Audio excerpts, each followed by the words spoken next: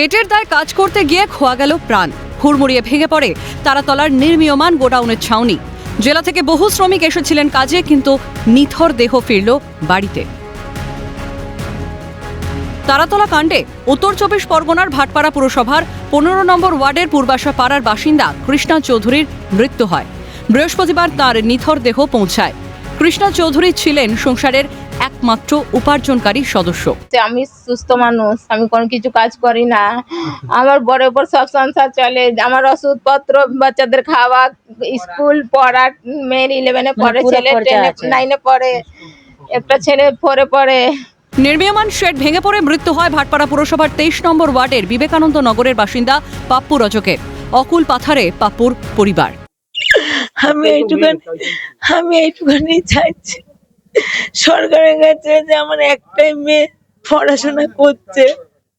ও তো অনেক স্বপ্ন ছিল, ওর বাবার রাজমিস্ত্রি কাজ করে অনেক স্বপ্ন পূরণ করতো। অন্যদিকে মৃত্যু হয়েছে নদিয়ার কৃষ্ণনগরের চরশম্ভুনগর গ্রামের চন্দ্রমা চৌধুরীর। এলাকারই বাসিন্দা রাহুল চৌধুরীরও মৃত্যু হয়েছে। মেয়ে আছে, একটা ছেলে, খুব গরিব লোক,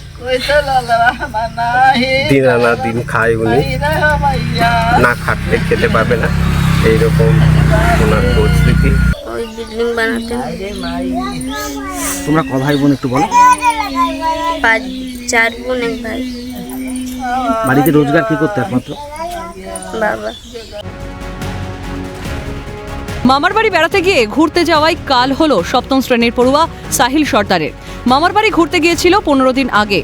মামার বাড়ি থেকে তারাতলায় বিল্ডিং এর কাজ দেখতে গিয়েছিল সে। সেখানেই চাপা পড়ে মৃত্যু হয় তার। ওখানে ঘুরতে গিয়ে এবার ও গিয়েছে, জিজ্ঞাসা করছি, বলছে দাদাদের সাথে আমি ঘুরতে এসেছি। তার বললাম আমি সোমবার বাড়ি চলে যাব, আমি জানি বাড়ি চলে আসবে আমার সোনা।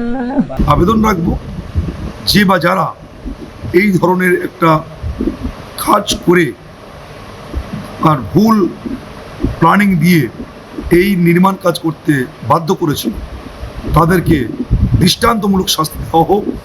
এমনটা তো হওয়ার কথা ছিল না। কাজ ছেড়ে ফেরার কথা ছিল পরিবারের কাছে, কিন্তু তা আর হলো না। ফিরল নিথর দেহ। ক্যালকাটা নিউজ।